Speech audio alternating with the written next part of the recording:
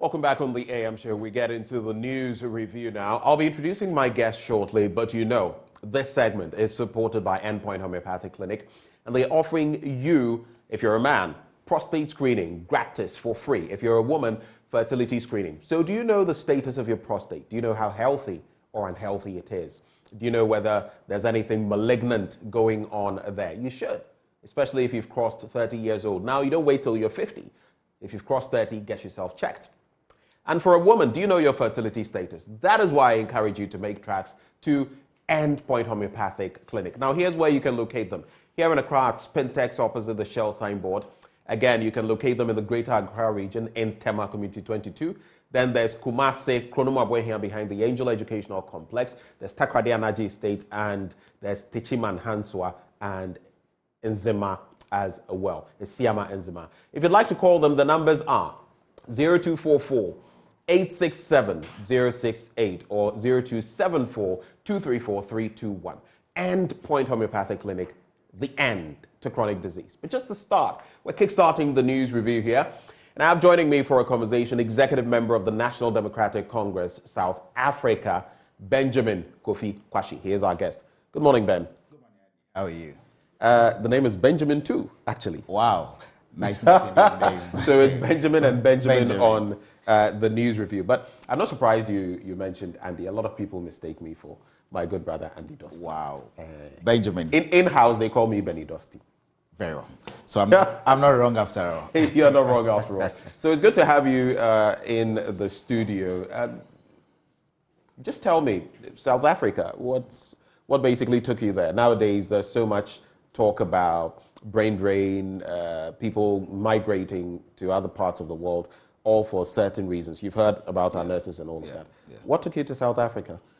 I think it's just a matter of creating the conducive atmosphere for business people, not only business people who want to be entrepreneurs, to be able to work properly. I think our systems are lacking, and measures will have to be put in place, especially if you don't want to experience those brain drains.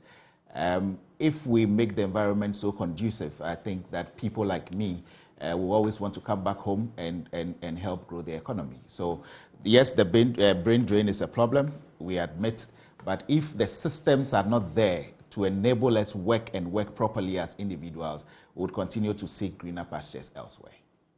Well, I guess that will be our reality. Let's quickly get into the papers and a number of matters to look at. The Daily Graphic, that's where I'll start. It says Kolebu team performs first kidney transplant. Congratulations to them. I heard some very good things about the University of Ghana Medical Center, and someone is putting together a piece about the top-notch experience he had there, and hopefully we'll share that as well. Hospitals will be Then Parliament legalizes in quote, okay, cultivation for medicinal use. There's so much to this, so don't take it as is legalized or has been legalized in Ghana. That's not what it means. Then 422 busted for engaging in illegal digital lending. There's turning prisons into factories. Prisoners, officers train in entrepreneurship. And then again, ECOWAS court okays Agyapa deal. Hey! Anyway, we'll be getting into the details of these stories. There's also on the back page of the paper, road crashes, deaths reduced in first half of 2023. That's a good thing, but the statistics are still rather high. And a ban on movement of ruminants lifted in Upper East. You remember the concerns in respect of anthrax. So let's get into the major stories. The ECOWAS Community Court of Justice has thrown out a suit against the government of Ghana challenging the propriety of a gold royalties monetization transaction arrangement popularly referred to as the Agyapa deal. Fittingly, huh? Anyway, 3 anti-corruption groups, Transparency International, the Ghana Integrity Initiative, and the Ghana Anti-Corruption Coalition, dragged the government to the CCJ in December 2020, seeking an order to halt the Agyapa deal. It was the case of the applicants that the Agyapa deal was dominated by, quote, politically exposed persons, and also violated the rights of Ghanaians to have permanent sovereignty over the country's natural resources, as provided under the African Charter on Human and People's Rights. However, the court sitting in Abuja, Nigeria last Tuesday, upheld the defense of the government and dismissed the case of the 3 civil society organizations. Now, the court said the detailed reasoning for its decision would be made available later. Some of us would like to see that detailed submission of the court. But quoting, the proposed Agyapa transaction is intended as a means by which only a portion of the proceeds from the exploitation of the natural resources of Ghana is invested. That is the government in its defense. But in country, we still will continue with this debate. Your quick thoughts on this matter? Benjamin, I am a bit surprised that we're still talking about Agyapa. And I feel that the sensibilities of the Ghanaian people should not be taken for granted. That said, I believe that we wait for the court's detailed submissions as to what entailed in what is entailed in the ruling. But you see, here in Ghana, these organizations that went up with the case to the ECOWAS court, they've been able to convince us as Ghanaians. We've seen the many challenges that the deal itself exposes itself to. And I'm sure that going forward, as Ghanaians, after we read what the reasons are of the court, we'll be able to bring up our suggestions here and there. But we should be cognizant of the fact that the Ghanaian people have spoken against the Agyapa deal, and that their reasoning should be upheld in any day or on any other issues.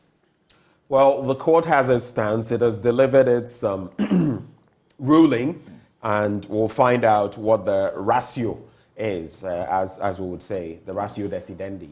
Okay. But as of in country, I believe the stance of many Ghanaian and the stance of many of those in civil society is rather clear, unless there are monumental changes to what the Agyapa deal has been. I mean, look at the anti-gay bill, for example. Yes. There were some aspects that people found problematic. Now it has gone through many amendments and all of that, and now it has seen the light of day. So let's see what happens with this one. Absolutely. There's also that bit about the Kolebu team. I'll take that and I'll do the one on the cultivation of weed. So I'll go to pages 16 and 51, and then I will wrap from there. Page 16, where are you? There it is. So a team of health professionals at the Kolebu Teaching Hospital has performed kidney transplants on 2 patients, the first of such operations by a local team in the country. The Ghanaian team, including specialists, doctors, nurses, and anesthetists, performed the procedures on July the 4th and 5th this year, and the patients, both of them male, are currently recovering at the facility. Each surgery is estimated to have cost $21,000. Now, the surgeries were sponsored by the First Sky Group, an indigenous private company. That is the first story there. There's also committee clears 10 for MPP Super Delegates Conference, and that is the situation, all of them making it through. But let's go to this one. Parliament legalizes weed cultivation for medicinal use, and the Minister for the Interior has regained the power to grant a license for the cultivation of cannabis, popularly referred to as weed, with a small quantity of its active properties for industrial and medicinal purposes. Don't go smoking it and thinking you will not get apprehended. Now, the license will strictly be for the cultivation of cannabis with not more than 0.3% tetra, and I have to take my time, tetrahydrocannabinol, okay? That is THC. Now, the main active ingredient of cannabis on a dry weight basis and should be for industrial or medicinal purposes only. Section 43 of Act 1019 stipulates that, quote, the minister on the recommendation of the commission may grant a license for the cultivation of cannabis, popularly referred to as weed in Ghana, which is not more than 0.3% THC content on a dry weight basis for industrial purposes for obtaining fiber or seed for medicinal purposes. So that is to set the tone. Don't get it twisted. That one, you know, but take back. So those stories are for your reflection, Kolebu, and what the doctors and others have done. And maybe the MPP and the 10 who have gone through to the super delegates point and the legalization of for industrial and medicinal purposes? Well, let me start with the Kolebu story. I think we should all be proud as a nation that finally surgery or kidney transplants are being done in Ghana. And we know a lot of people who are on the list to go through such a procedure. I think that our doctors time and time again have proven that they can do and do better as in other countries. And we shouldn't be able to encourage and then applaud them for this very novelty. One thing is clear, like you said, the total cost of each of the surgery was $21,000 US. Right. And we want to thank First Sky for, I think it's Kutoche, the owner.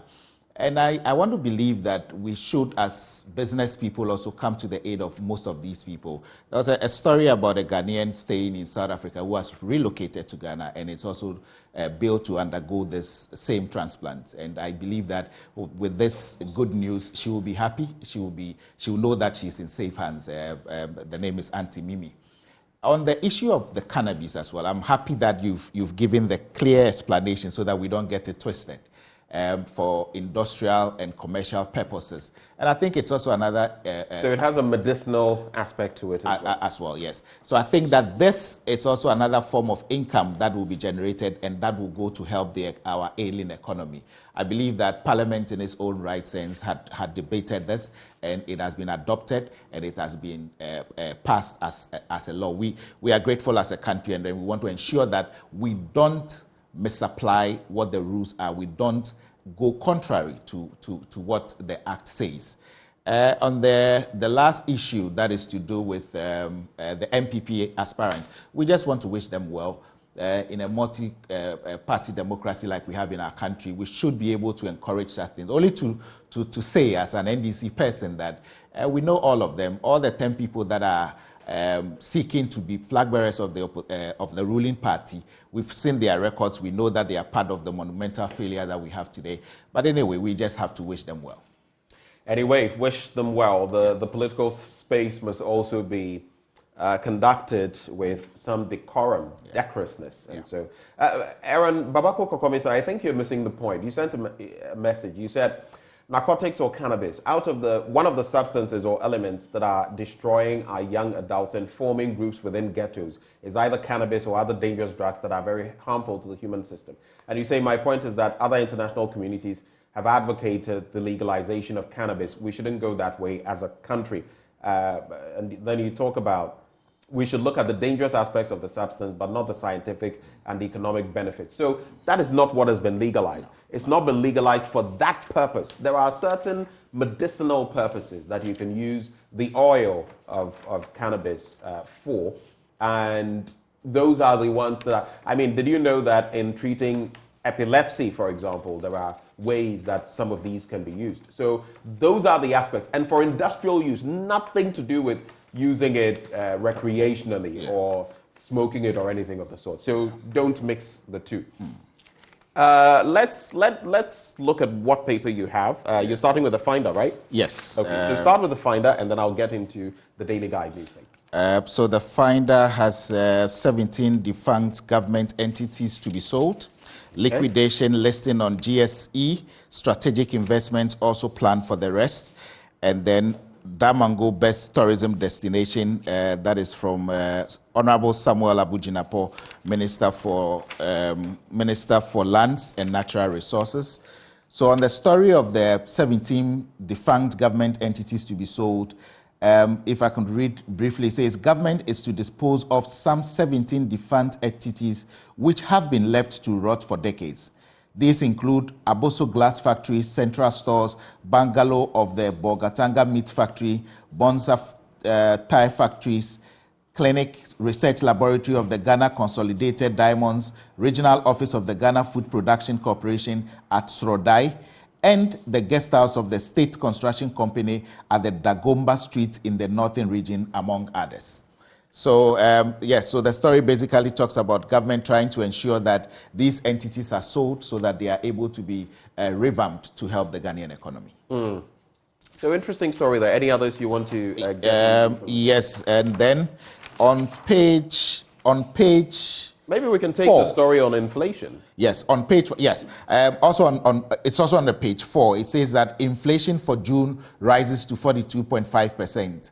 And this is the year-on inflation for the month of June 2023, standing at 42.5, according to the Ghana Statistical Service on Wednesday. And I think this actually is, it's not a good news, but as a country... I mean, over the last 2 months, we've Yes. seen an upward Yes. trajectory, which is a bit worrying because Very it's worrying. been decreasing, and all of a sudden we're seeing it goes up. Yes. some turbulence as far as that is Very concerned. well. On that same page 4, it says, Minority appeals to Bank of Ghana to submit its report to Parliament. And this story is attributed to the Honorable Isaac Adongo, the ranking member on finance for the NDC.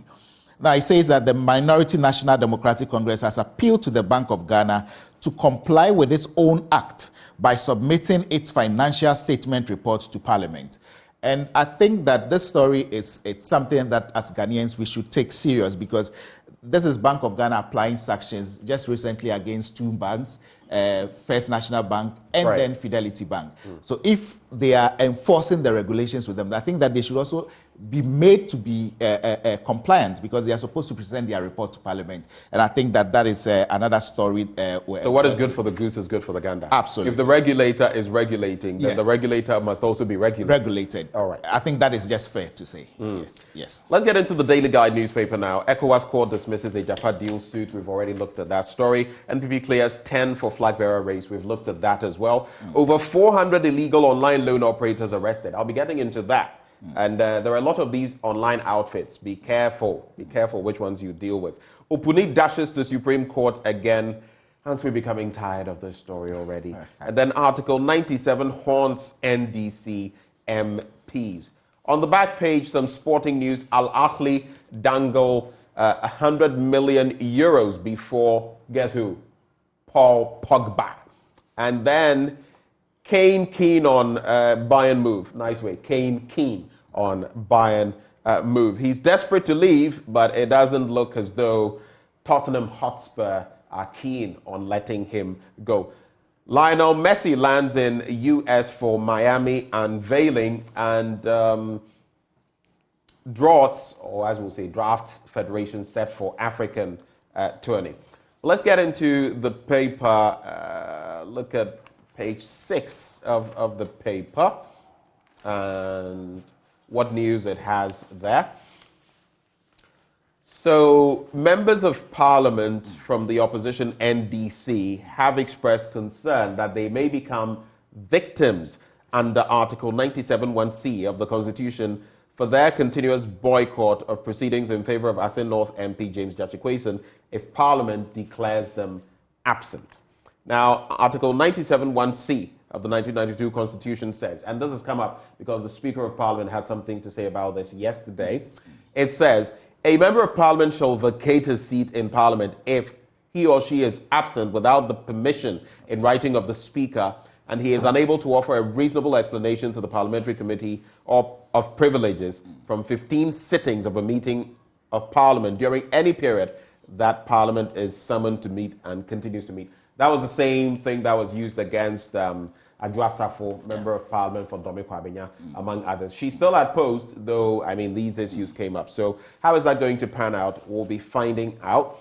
Let me just do the stories, and then I'll have you react to them. Yeah. Then there's the other one about a joint operation by the Economic and Organized Crime Office, the Bank of Ghana, and the Cybersecurity Authority has led to the arrest of 422 Ghanaians and 3 foreign nationals engaged in illegal online loan application schemes. Now, the exercise was conducted on Monday, July 10, 2023, with support from the Ghana Police Service in 3 different suburbs in the Greater Accra region. In all, 654 mobile phones, 22 laptop computers, and 800 SIM cards were retrieved as part of the exercise as far as the suspects are concerned. And just quick reactions to this, and I'll go on the international front and wrap.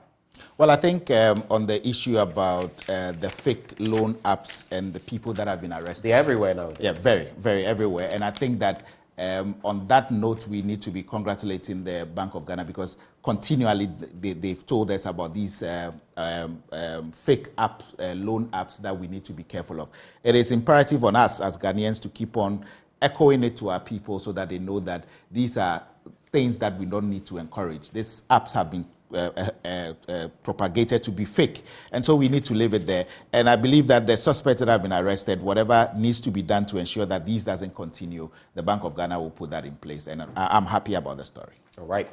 Let's look at quickly. Kenyan protesters take to the streets as police fire tear gas, and stone-throwing protesters have clashed with police in Kenyan cities during a second round of demonstrations within a week, which the main opposition leader called against a raft of tax hikes. Now, police officers fired tear gas on Wednesday to disperse protesters in Nairobi, the port city of Mombasa, and several other cities, according to footage aired on Kenyan television. Quote, "We have ventured out on our own accord," said Ibrahim Stanley, a protester in Nairobi's informal Kibera settlement. "We are out here because we are tired." Intense confrontations took place on the expressway. It goes on and on, but there are many issues in terms of Kenya. For example, Ruto's administration said these tax hikes, which include a doubling of the fuel tax and introduction of a levy to fund affordable housing, will raise an extra 200 billion Kenyan shillings a year and are needed to deal with growing debt repayments and fund job creation initiatives. But the people are obviously very unhappy with the situation. Global public debt hits record $92 trillion. And of course, Ghana is adding to that. Any quick thoughts? I think that on the issue of Kenya, demonstrations are also part of our governance system. So I think that the police will have to be a bit cautious when they deal with protesters in the way that they've dealt with. And also to talk about the global debt, we continue to add up to it. We should look at innovative ways as countries to be able to be independent and not go for these loans and ensure that our countries and our economies operate on our own terms and procedures.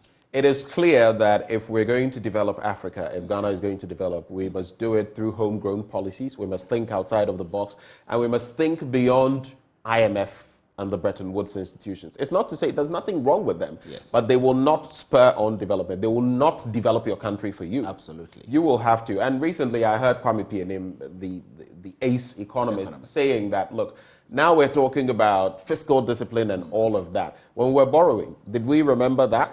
And he is of MPP stock. So when he says it, did we remember that? Yes. You know, so all of a sudden you do all the wrong things like we've done before. You hit the brick wall. Now the IMF comes in, and then all of a sudden you know about fiscal discipline. Did you not know, Mr. President, about fiscal discipline when we were borrowing left, right, center, forward, backwards, top, bottom?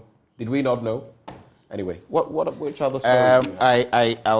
I have the Supreme newspaper, and on page 7 it says, "It's treason. Minority caucus on coup plot against IGP." That is on page 7. And then on page 6, court dismisses Justy Kweson's application for stay of proceedings. "My government will have only 54 ministers," Kwabena Agyapa promises.